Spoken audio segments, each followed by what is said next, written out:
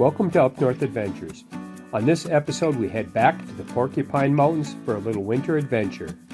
Located in Michigan's Upper Peninsula, this 60,000-acre wilderness is Michigan's largest state forest. We arrived at the park, stopped at the visitor center to pick up our permit, and then headed to the Union Bay campground. This is a fairly large campground with 120 sites, including all the usual amenities. We were undecided if we wanted to stay at the campground or set up a camp somewhere off trail. Your trail? We can. Yeah. We can go along off any trail, really. We'd have to let them know where we are. We're kind of eyeing up this spot. Perfect trees to hang from, but we're debating if we want to be off in the woods back over there. Lake Superior back there. Just left our polk way back that way. We're gonna go back in the woods here and check out, see if we can find a spot off trail. So here's some of the yurts they have for rent. Here's another one down behind Carrie there.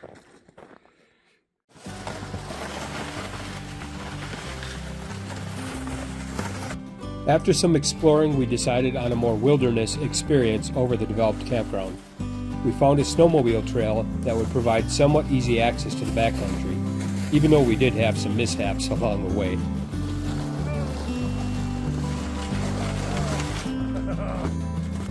Okay.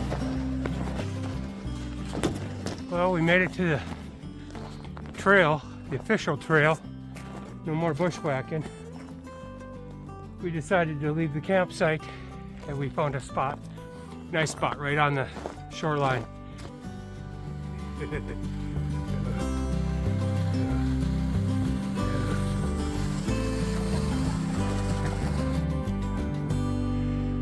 This is our home for tonight.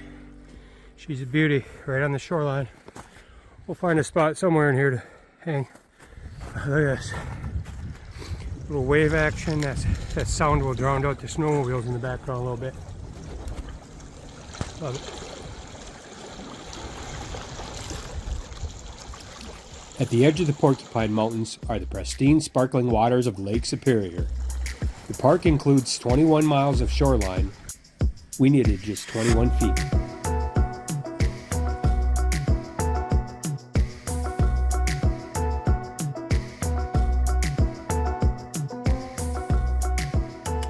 We quickly began to set up camp. I brought my hammock hot tent and wood stove for this trip, while Carrie strung his hammock and tarp outside, relying on his underquilt for insulation.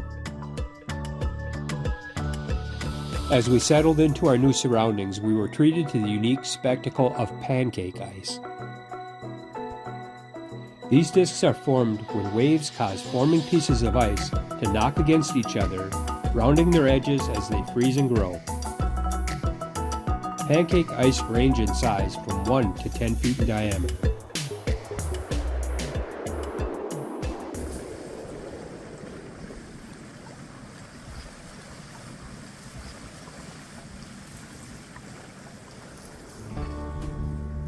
With the sun beginning to set and temperatures dropping, it was time to fire up the wood stove.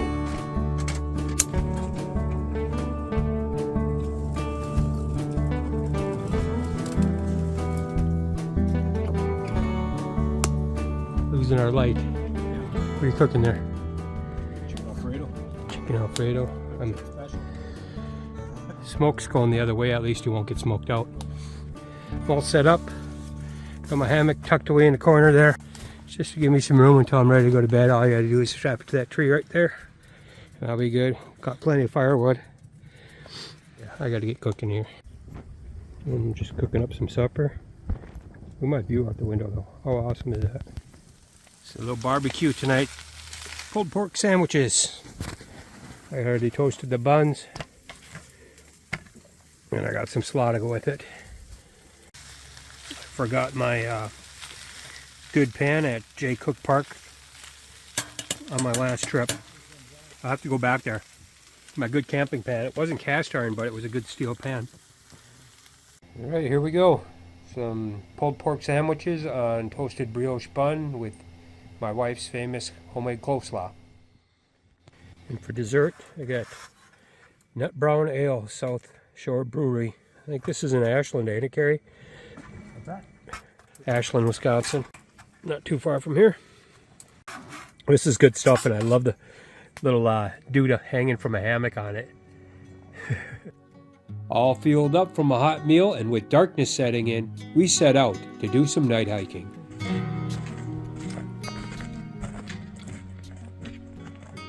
This wasn't just your ordinary hike. Nearly 80 old-fashioned kerosene lanterns illuminated the trail, creating quite a unique experience. Oh, that's cool.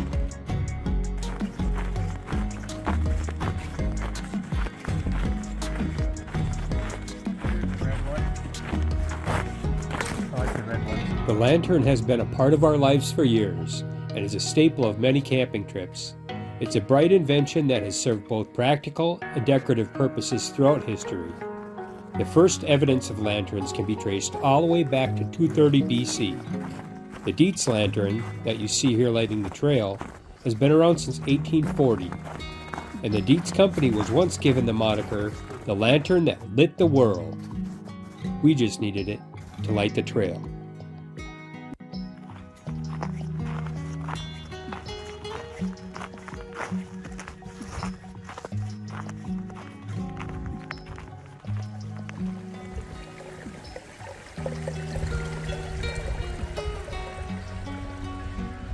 This event takes place every Saturday throughout January and February and is located on the Superior Trail, which is a 1-mile loop trail.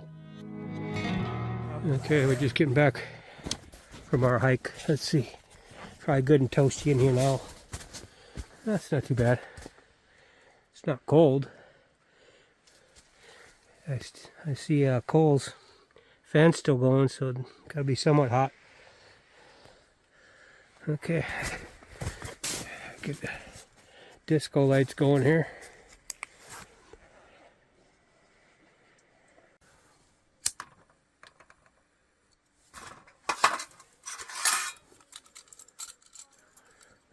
More hikers going by. They had a good turnout for this lantern lit hike. Look at how kitty wampus my tent is. It's not bad considering I hung it without any stakes. Every tie out is to a tree. Wind's picking up. Roughing it here. Middle of nowhere.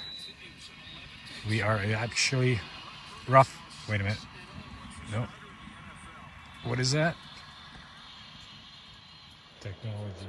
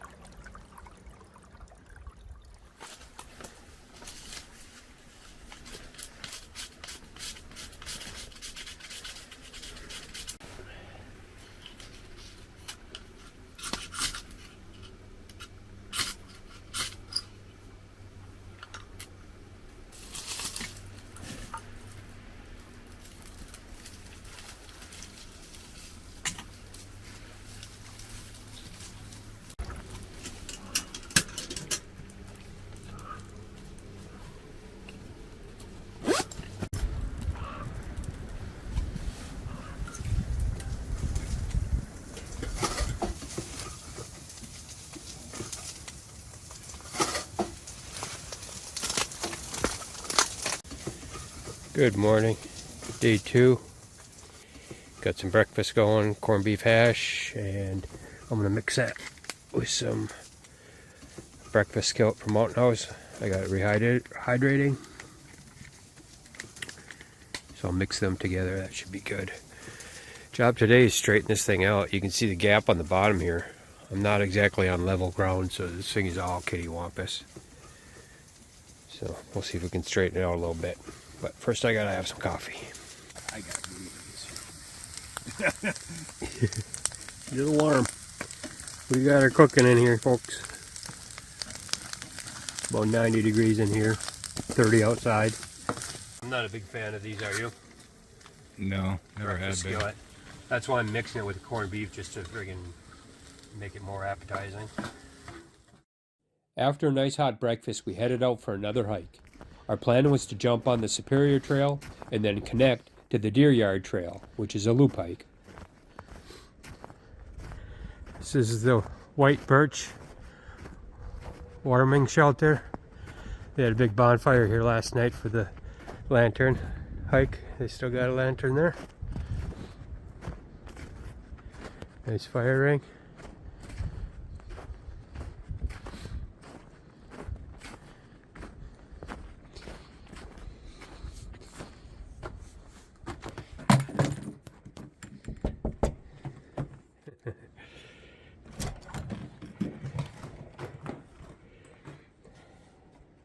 Wow.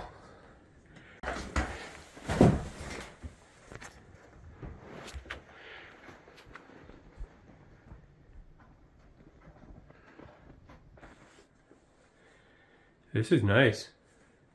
Check this setup out.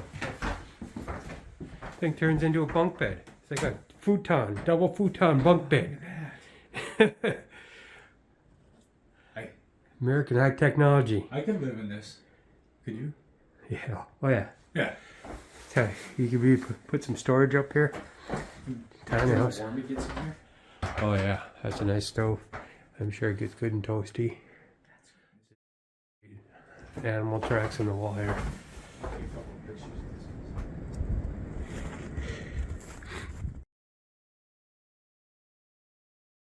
We're just leaving the cabin. We're heading to the Deer Yard Trail. It's about a 3.5 mile, right? 3.5 miles? I think that's what it is. They have in kilometers, and I'm not good at converting that. My map has both. I think it's 3.5. And we'll see how we feel after that. We might take the chairlift up to the top, go to the East Vista, and then back down. But we'll see how much time we have after this.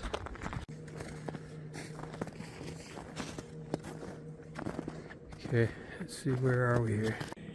We camped somewhere right in here, like where the arrow is to the Superior Loop, just off there on the shoreline. Came this way, stopped at the White Birch cabin right there. Now we're gonna head down the Deer Run. We've had in mostly hardwoods on the Superior Trail. Now we're entering the Black Forest. It looks like how dark it is in there. Yeah.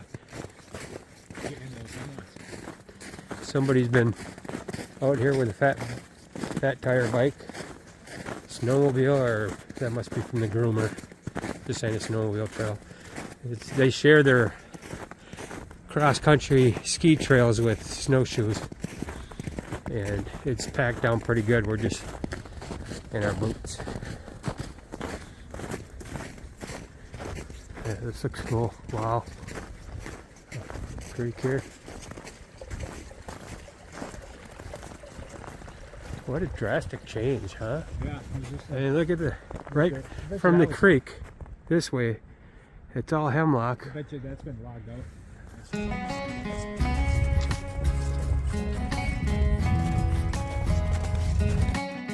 Of the 60,000 acres in this park, 35,000 of those acres are in old-growth forest.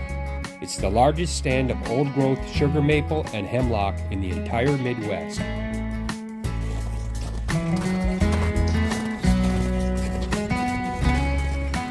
In the early 40s, through the efforts of conservationists, there was a movement to save these virgin hardwoods from logging.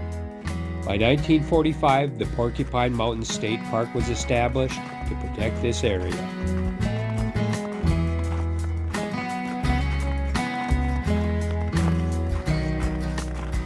Some big trees in here. Whether you're planning a simple day hike or a multi-day trek, the Porkies have you covered with nearly 90 miles of recreational trails to choose from. Yeah, they got some great trails in the Porkies. Still want to doing a couple more hikes up here. There's a few that we haven't ever done. Oh, there's a lot of trails. I want to do the Government Peak Trail. That's a popular one. Good overlook. We've never done that.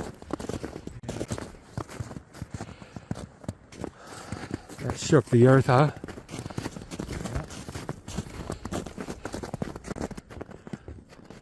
Look at the root system on that. That's wild. You really look at it, that roots ain't very deep. It's just over the top of everything. You know? It's flat. All right. Ruh-roh. Obstacle.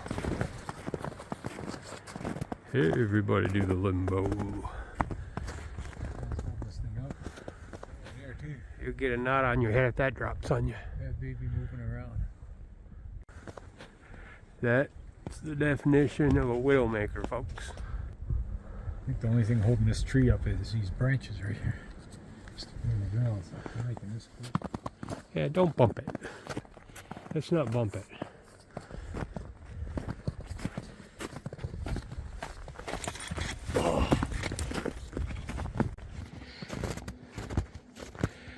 What we got here? A feeding frenzy. Nice to know we got wolves for neighbors, huh? They devoured that thing. It's gone. They must have drug it off. Yeah, they did. I'm trying to see where they went, but I don't want to go over the top of that hill. It might be an ugly scene over there. It's been a fairly long, gradual incline for quite a while here now. Still going up. One last push to the road. See the sign up there?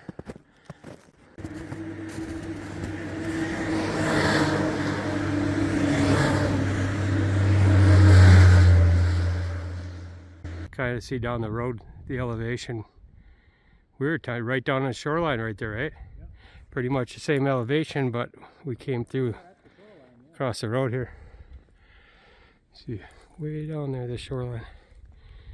And then the ski chalet and stuff is off to the right.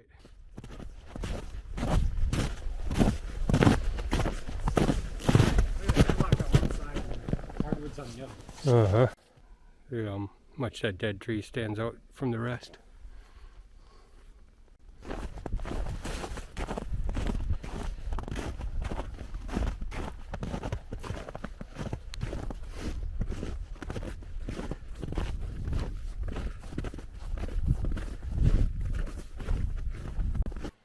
Yeah, freshly groomed trail, huh? I feel guilty walking on this thing. I'm staying way off to the side. I feel coming up on the ski hills now. Here's the first run. Nice little creek. And it can kind of, it must be the chalet right over there. Well, we've arrived at the chalet. You want to just stop here, have a snack? We're just going to stop here. Look at the chimney on that. Dang. They must have a big fire pit. That's a big food. Yeah, it is.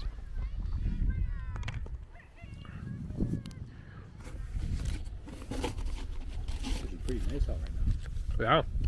Mild. I mean, it's windy, but... The ski area at Porcupine Mountain first opened in 1941. After being abandoned during World War II, it reopened in 1949 and has been in constant operation since. The area consists of 14 trails covering 319 miles. It also features 11 miles of slope with 4 lifts and 640 feet of vertical descent.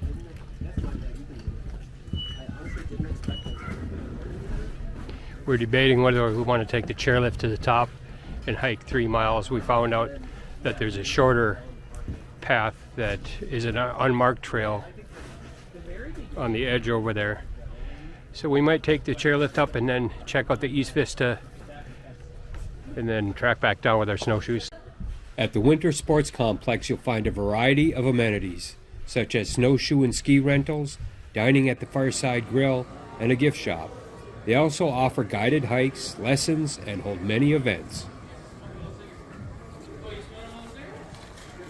Rather than taking the chairlift to the top of the mountain, we decided to go back and explore the lakeshore some more. So we filled up on water and made our way back to base camp. Well, we made it back to our camp. See my setup right back there? Barely.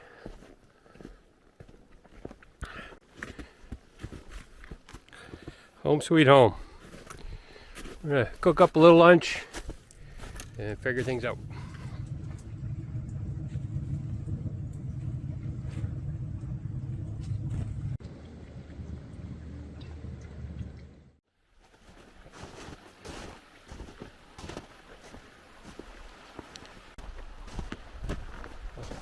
Cool.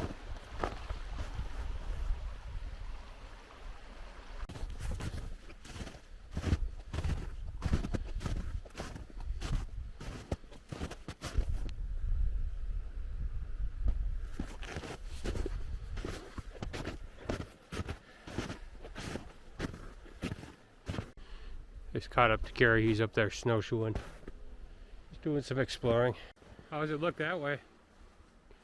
Looks like it's a pretty steep shoreline over this way, ain't it? Yeah, it gets unwalkable. Okay. I'm going back this way then. That poor tree.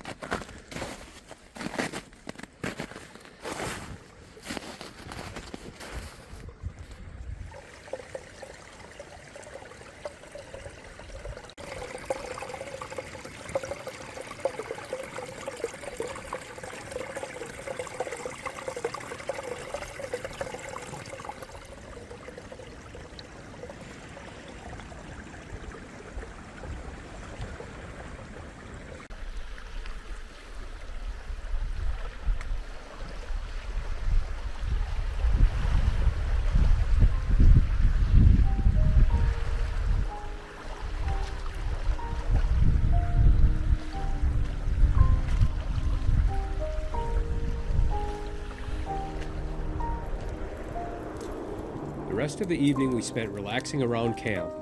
We checked the weather and found an unexpected system was moving in. So rather than packing up in the freezing rain the next morning, we would just enjoy the rest of the evening and then pack up and head out later that night.